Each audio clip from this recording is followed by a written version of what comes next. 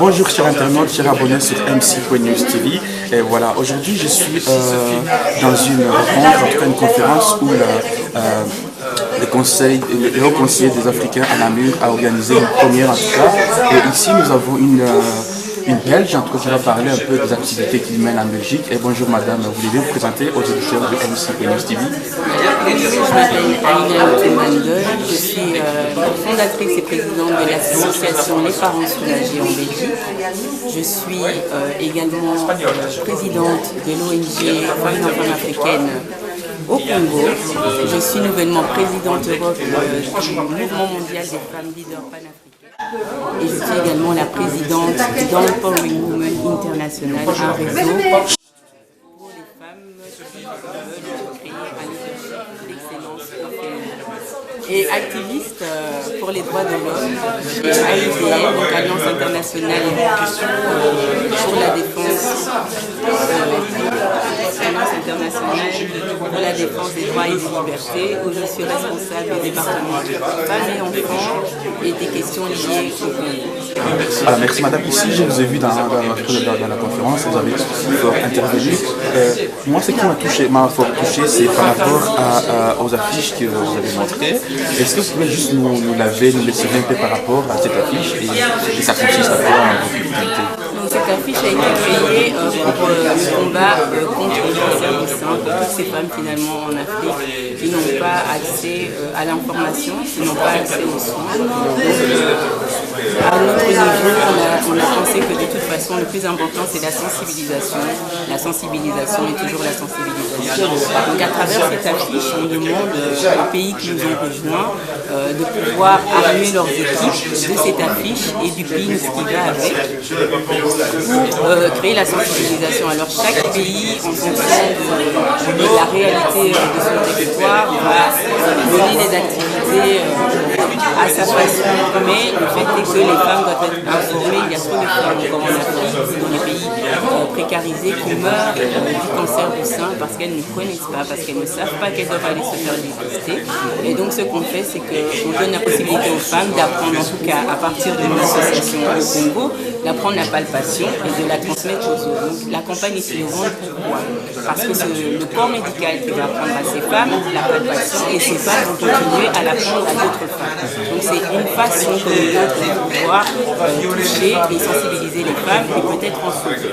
Voilà, merci madame, j'ai fini pour les questions que j'avais prévues à la journée de vous poser. Voilà, chers internautes, chers abonnés, vous qui êtes abonnés sur MC.News TV, la dernière d'intervention, je voudrais que vous puissiez apprêter l'oreille à ce que dit M. Aliou.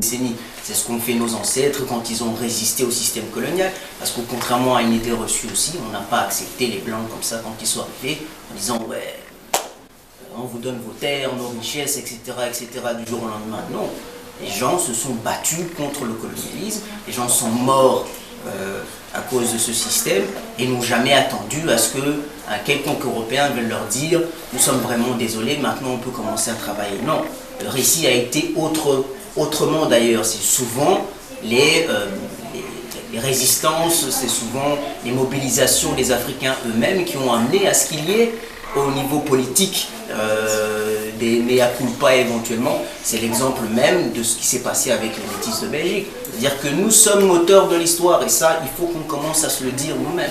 Nous sommes à la base de révolution. C'est nous qui avançons les choses. Ce n'est pas le côté...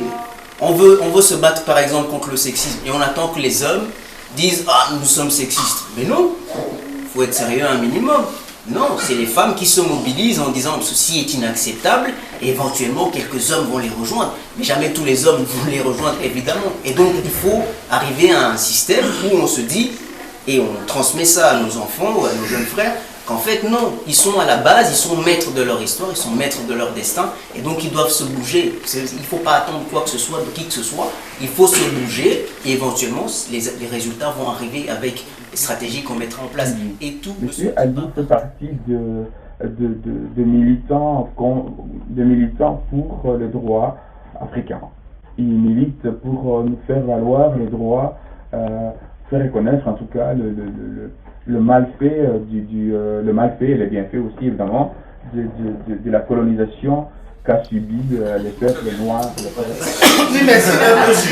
Je voudrais, sur ce point quand même, me rapprocher un peu plus de ce Pierre Dumont, pour dire que, in fine, quelle que soit la longueur, l'efficacité du combat, si à un moment donné, les gouvernements européens, j'ai envie de dire, ne disent pas de manière solennelle à leur peuple que voilà, nous avons fauté, nous voulons rappeler que vous n'êtes pas supérieur aux Noirs.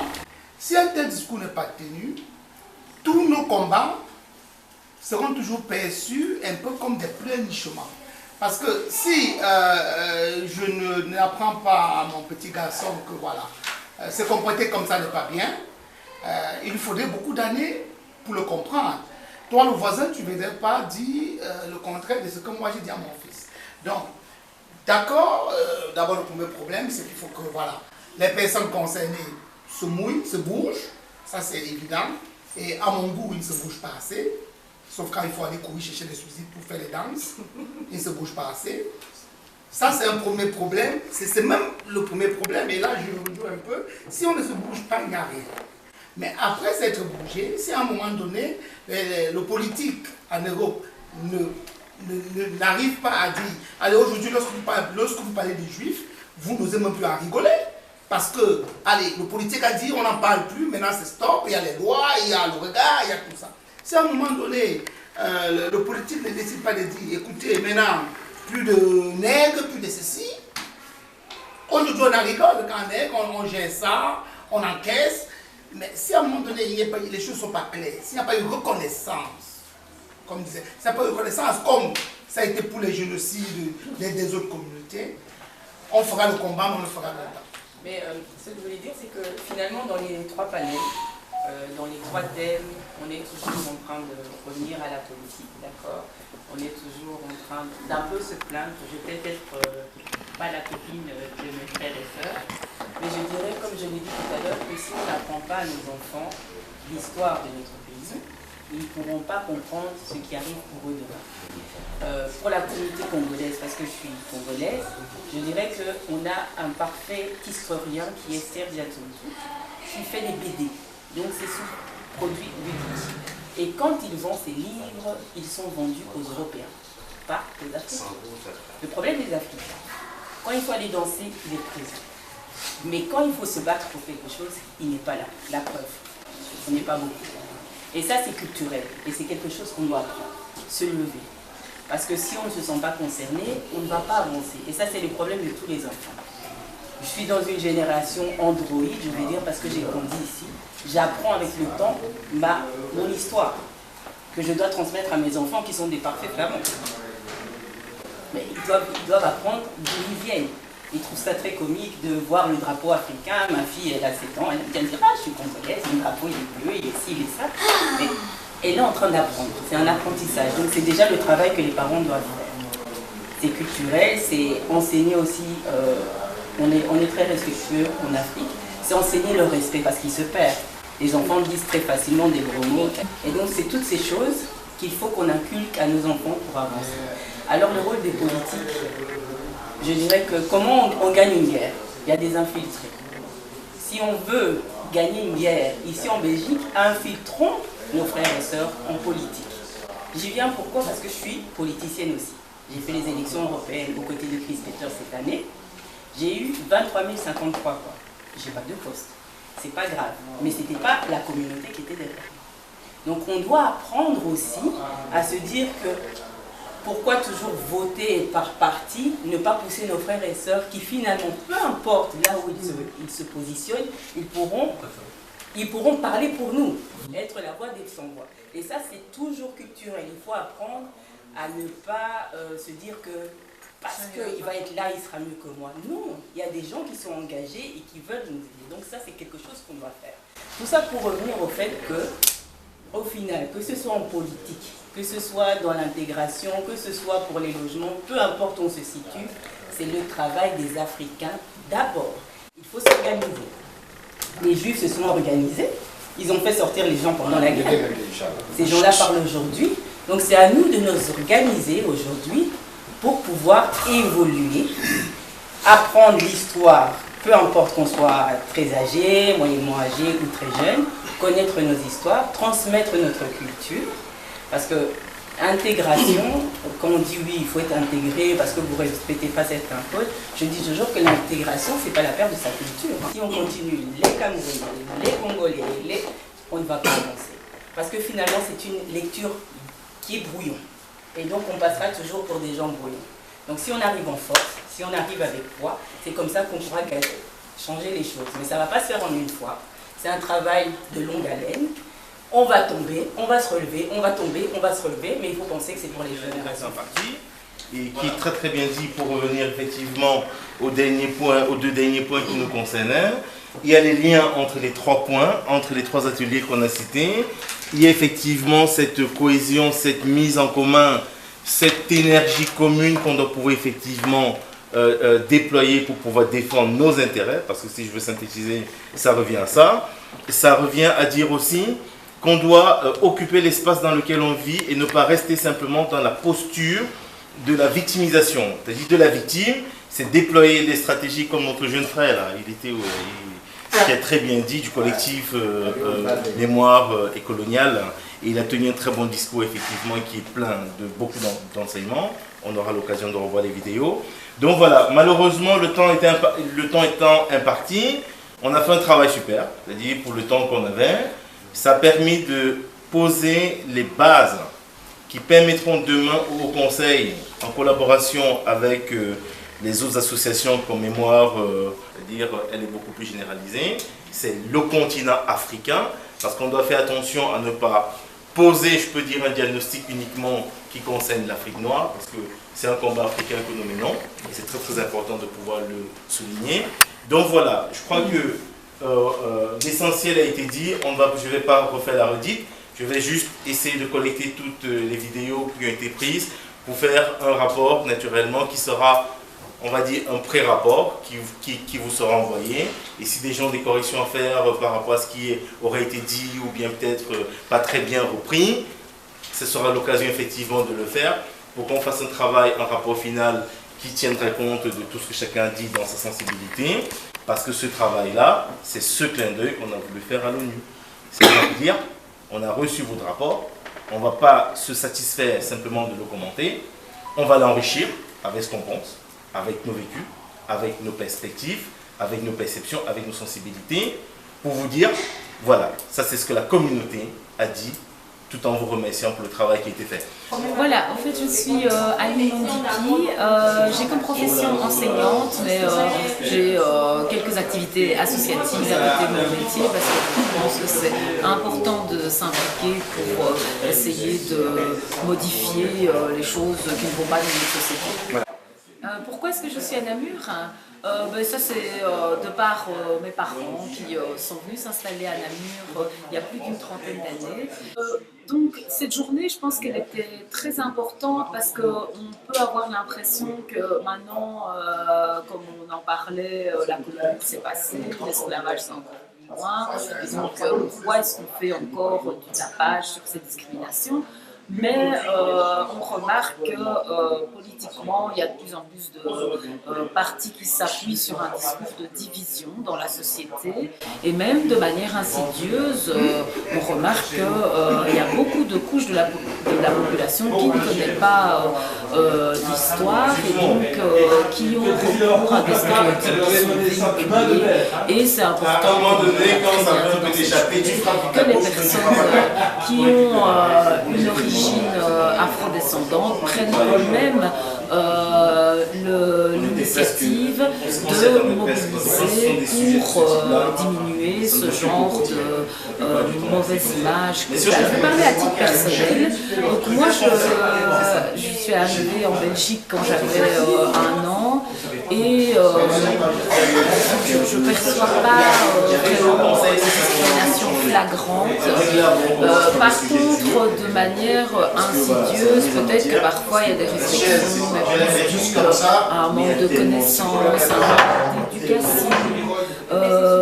c'est peut-être bizarre ce que je vais dire, mais aussi parfois c'est dû au lien interpersonnel. J'ai l'impression que quelqu'un qui t'apprécie pas va peut-être prendre le fait que tu es étranger pour te fragiliser, mais ça reste un truc personnel. Et puis après, dans toute logique, il va admirer des artistes afro-américains. Parfois il y a ce genre de paradoxe, mais pour parler d'une discrimination vécue de manière lourde et visible, ça je n'ai pas constaté personnellement. Et donc je rejoins plutôt ce qu'a dit au tout début Michel, que c'est vraiment plusieurs facteurs qui font la culture d'aujourd'hui, les médias, quand on a des émissions comme Tout ça ne nous rendra pas le Congo, mais en même temps elles font la culture et elles font parfois une culture qui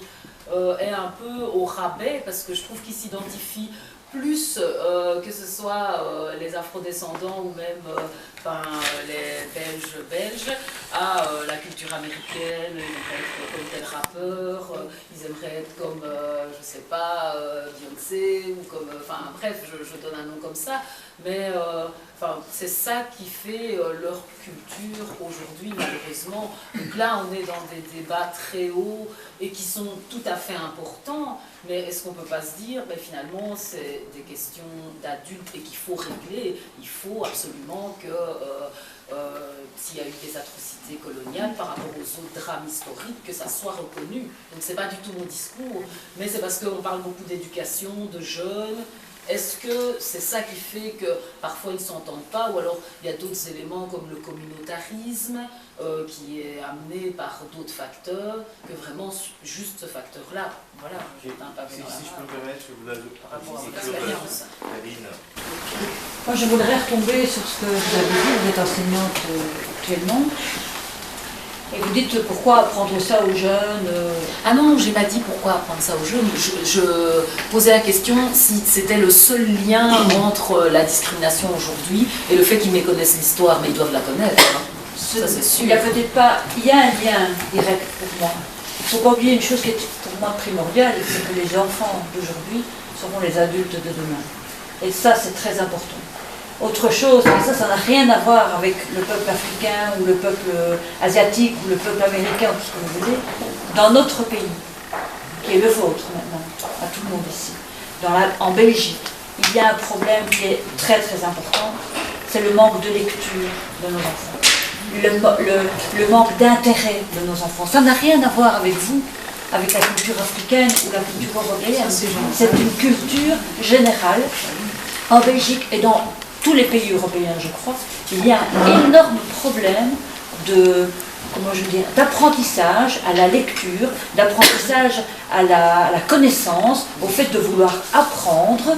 Il n'y a plus de livres chez les gens maintenant. Moi, je regrette, vous pouvez rentrer chez moi, il y a toujours un paquet de livres sur la table du salon, j'ai une bibliothèque immense, j'essaie d'interdire le plus possible, maintenant ils sont grands, je ne sais plus, mais j'ai essayé d'interdire au maximum l'utilisation massive des écrans, que ce soit de télévision ou de vidéo, tout ce que vous voulez. Il y a maintenant, dans nos pays européens, un laisser-aller des adultes qui ne sont plus à côté de leurs enfants pour leur apprendre des choses.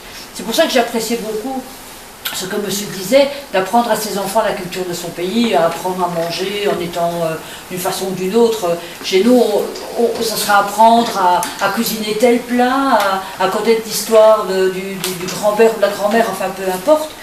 Mais je crois que le problème est beaucoup plus profond. C'est un problème de manque de connaissances et un manque de curiosité de nos jeunes. Et ça, c'est vraiment incroyable. Les jeunes n'ont plus de culture générale, n'apprennent plus rien. Ils sont derrière leur écran du matin jusqu'au soir. Il y a des jeunes qui ont tellement regardé leur GSM ou leur écran qu'ils ont un problème à la colonne parce qu'ils sont tout le temps comme ça.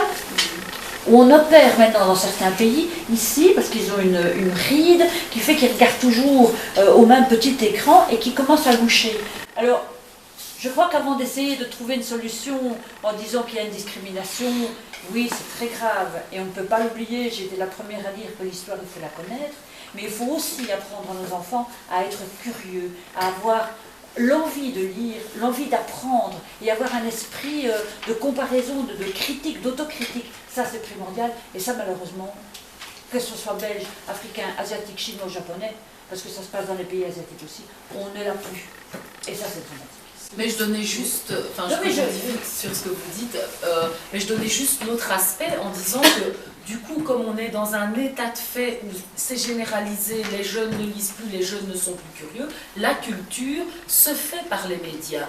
Moi, quand j'enseigne, mais si, la culture des jeunes, quand je donne une séquence de leçons où je n'ai pas justement un moment où j'ai un média, un clip où les élèves ne retiennent pas, mais si j'ai un support comme un clip, comme un extrait de film, là ça s'imprègne parce que c'est leur mode de voilà, c'est leur mode de transmission. C'est leur mode actuel. Et donc il faut passer aussi par ces canaux-là. Et donc là, les médias ont aussi une responsabilité de produire justement des médias orientés de manière justement correcte par rapport à un tel discours. Par les médias, vous n'avez pas d'esprit de comparaison, d'autocritique.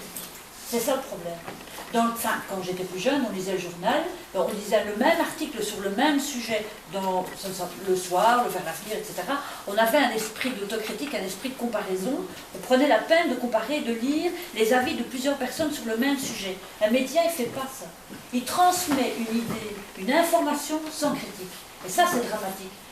Pour moi, ça, c'est dramatique. Oui, mais donc là, c'est un style, après, on critique dessus. Voilà. Pardon. Alors, ça part un peu dans tous les sens. Il faut reconnaître. Les médias, ok, j'entends bien.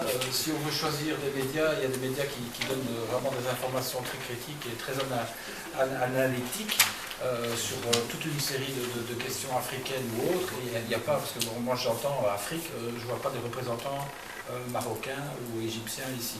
Donc déjà ça me pose des questions, l'Afrique blanche, l'Afrique noire, enfin, pour moi l'Afrique c'est 52 ou 54 pays. Ça c'est une première chose. L'histoire enseignée à l'école, moi je dois avouer, j'ai 48 ans, quand... Je vais la sortir celle-là. Oui, il faut la sortir.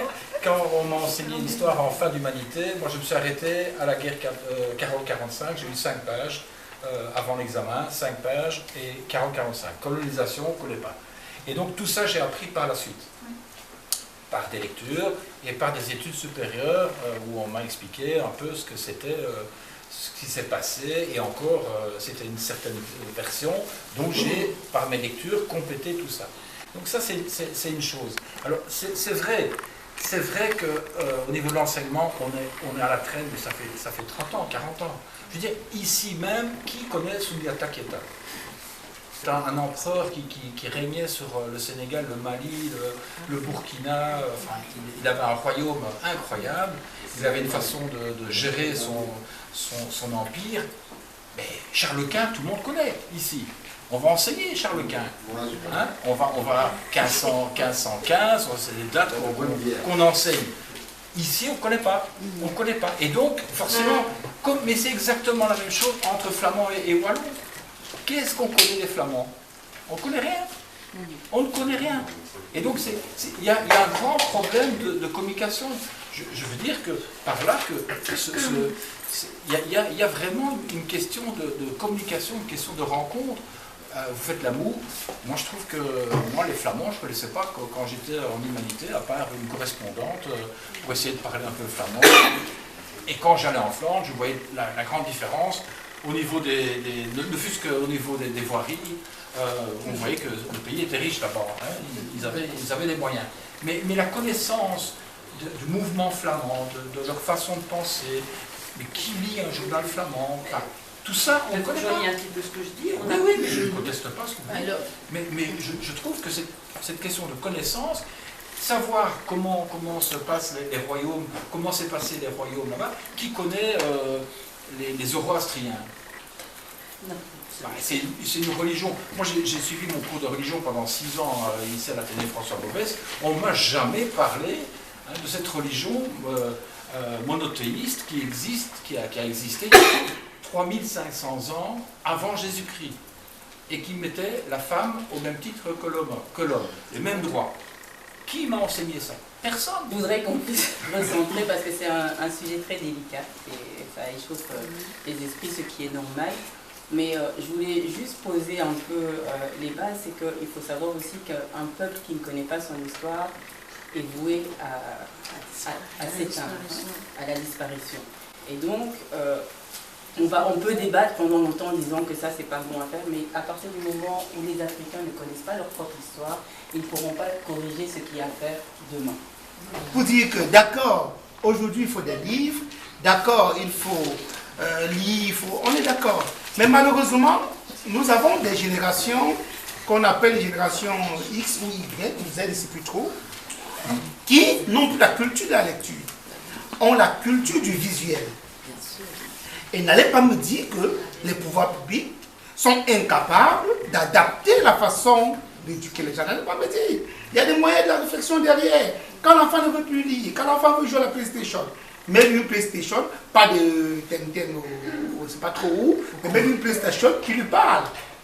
Donc sur ce point, je rejoins tout à fait Annie pour dire, les médias ont un rôle, on ne peut pas démontrer ça, on ne peut plus démontrer ça. Les médias ont un rôle capital. Ça je passe. L'autre chose que je voudrais dire, c'est que, qu'on le veuille ou pas, si on est d'accord que la colonisation est la fondation de la discrimination, tout au moins de la discrimination liée à l'origine et surtout à la couleur, si on est d'accord sur ce fait, on doit quand même se rendre compte qu'à un moment donné, il faudrait que les politiques prennent la décision de faire changer les choses. Je prends deux cas de figure. En Belgique, il est difficile de trouver un wallon qui parle flamand. Au Cameroun, il y a un côté francophone, un côté anglophone. La volonté politique a été de dire aux Camerounais que tu le veux ou pas, tu es bilingue. On n'a pas fait autre chose. Hein. Juste de dire que tu es bilingue.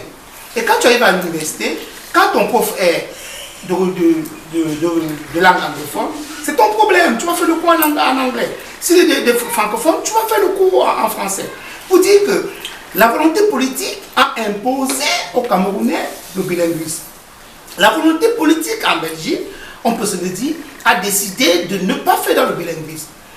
Je veux donc dire que la volonté politique en Belgique aujourd'hui peut décider de décoloniser les mentalités. Ça ne coûte rien. C'est une question politique, c'est une décision politique. Ou alors, de laisser la colonisation perdurer et de, à un moment donné, vivre les conséquences des discriminations. Parce que la discrimination, ça crée des frustrations, ça crée des violences. À un moment donné, on se retrouve à des situations où on vient à la télé, on fait le jouisme comme si on n'avait pas de solution, alors qu'on sait, on a vu venir l'affaire. On a des pays aujourd'hui où les personnes d'origine étrangère, qui sont malheureusement là, qui sont malheureusement devenus citoyens. Aujourd'hui, je suis belge. Ça veut dire si je suis un fou, je suis le fou belge. Donc, si on ne m'aide pas à être un bon citoyen belge, je serai le fou, je ne serai plus le fou camerounais, je serai le fou belge. Donc, à un moment donné, il faudrait que les politiques intègrent ça. Je suis Maxime Emagna, je suis membre du collectif Mémoire coloniale. Je suis initiateur de l'Observatoire de la négrophobie en Europe. Je suis très heureux d'être ici, je suis venu à l'invitation du collectif, là, le centre de haut conseil. Nous suivons un peu ce débat depuis. Je voulais simplement que nous soyons d'accord sur le concept. Il est vrai que la discrimination raciale par le comportement individuel. Donc on constate quand même que les comportements individuels sont mus par les conséquences involontaires ou inconscientes d'un système discriminatoire. Donc ça c'est important à noter, si on ne note pas, on va croire que ce sont des attitudes individuelles mais elles sont conséquences de quelque chose de discriminatoire.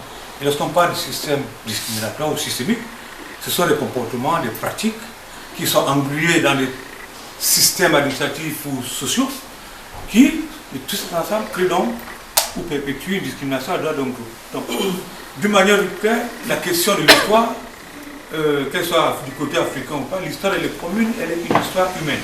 Nous devons des deux côtés apprendre cette histoire qui a été douloureuse pour les uns, peut-être heureuse pour les autres, mais qui a été triste pour l'humanité entière. Donc, si nous voulons commencer à résoudre les questions de discrimination, il faudrait déjà que nous soyons d'accord sur ce préalable initial et l'enseignement de toute l'histoire est tout à fait important. Aujourd'hui, il y a des pans de l'histoire qui sont escamotées, idéologisées, propagandées, etc., etc. Cette question est centrale, et si nous voulons des jeunes solides demain dans une Europe démocratique, dans les jours d'après-guerre, alors je pense que nous devons faire beaucoup d'efforts à ce niveau. Merci. Comme quelques-uns d'entre vous, de mon âge, avec une mémoire de l'Holocauste juif. Et il y avait des films, il y a eu une énorme énergie qui a été dépensée pour que toute la génération soit imprégnée de cette histoire, afin qu'elle ne se reproduise pas. Si on regarde la colonisation, il s'agit et en général, pas seulement la colonisation belge ou française, mais aussi l'esclavage vers les pays d'Amérique, c'est un génocide énorme, aussi grand, si pas beaucoup plus grand, certainement beaucoup plus grand que le génocide des Juifs en Europe. Et donc je pense que déjà pour cela mériterait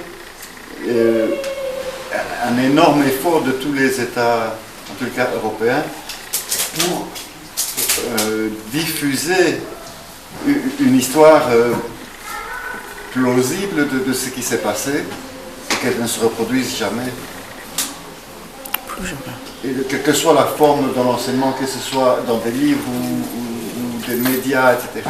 Mais c'est dans l'école que ça doit se faire, parce que c'est là que l'enfant va être impacté. Parce qu'après le reste des médias, les journaux, le YouTube, etc., il y a une foule d'informations, mais qui n'est pas contrôlée. Ce qui est bon à manger pour tout le monde, évidemment. Mais est-ce que vous pensez qu'il est nécessaire, finalement, d'attendre le pardon de la Belgique pour agir? J'écoute attentivement ce que les uns et les autres ont dit, et il y a beaucoup de choses avec lesquelles je suis en accord, mais je voulais juste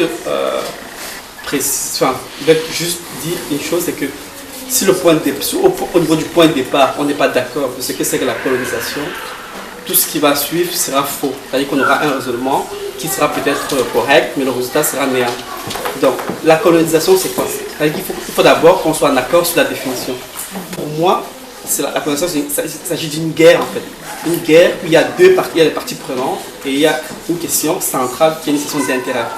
Donc, aujourd'hui, si on n'est pas d'accord de cela, parce que ça a servi, comme certains ont dit, les intérêts des uns et ça a servi les autres. Donc il faut d'abord qu'on soit d'accord sur ce point de départ. Et ensuite, dire que voilà, est-ce que celui qui a été l'acteur, c'est-à-dire l'acteur de cela, veut déjà reconnaître qu'il y a déjà eu cela. Si ce n'est pas le cas, parce que ça se joue à plusieurs niveaux, en fait, c'est systémique comme l'a dit, et ça se joue à plusieurs niveaux. Et ça c'est multiforme, ça mute. C'est-à-dire que la forme qui était présente hier n'est pas la même aujourd'hui. Et c'est à plusieurs strates de la société. Et c'est pensé. C'est-à-dire que il y a des gens qui se mettent ensemble et pensent comment asservir l'autre. Donc ce n'est pas une question d'individus isolés.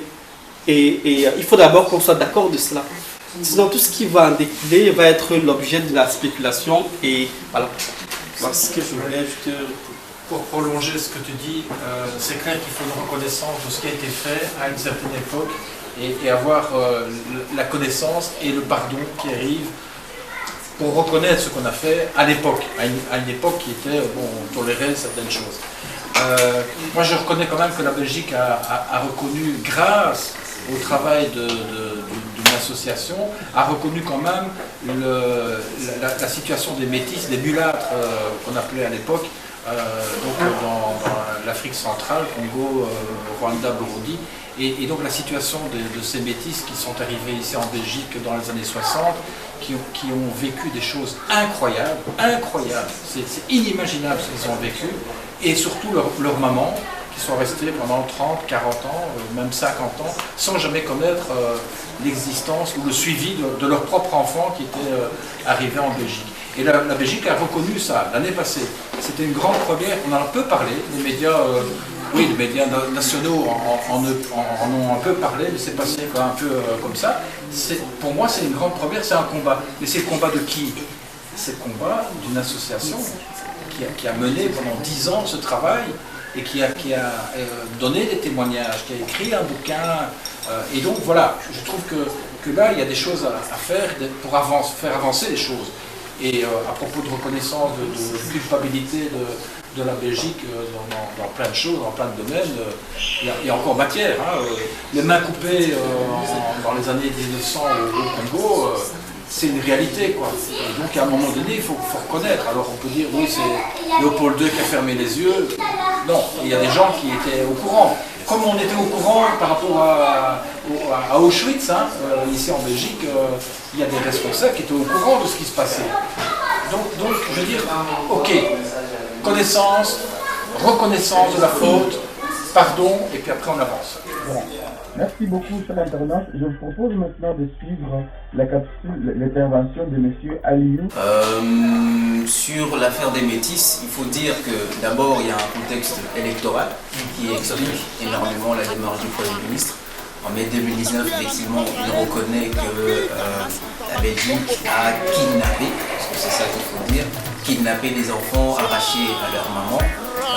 Sans qu'elles ne sachent quelle destination. Certains n'ont jamais revu leurs enfants, pour la plupart d'ailleurs, et donc il reconnaît dans ce contexte électoral, c'est ensuite le score électoral qui va être autre chose, c'est pas simplement une association, c'est un consortium d'associations qui se sont mobilisées et d'individus, de militants, d'auteurs, dans le monde scientifique. C'est un travail qui a commencé il y a longtemps, qui n'a pas commencé simplement avec l'existence. Ce sont des métis de Belgique. Sur la question de est-ce qu'il faut attendre le pardon, le mea culpa des politiques ou de l'État belge pour commencer à travailler, les personnes victimes du colonialisme, les personnes victimes du racisme n'ont jamais attendu quoi que ce soit. Pardon. Gouvernement, tunapenda tujue ya kwamba kama kabisa tu Nord Kivu iko mu RDC, paske Nord Kivu imeachililiwa. Ni Nord Kivu tunjo ya maproblème, magere, kuchinja watu, makidnapping Nord Kivu. Vraiment tuko nakosa kama Nord Kivu tu iko mu RDC, paske nous sommes délaissés. Kama uko mmoja ya watu ambao wanatoa pesa kwa kuua ndugu zetu, ulainiwe. Na lalamiko ambayo watu wanatosha wakati mnawachinja, lakini hausikie huruma, ulainiwe.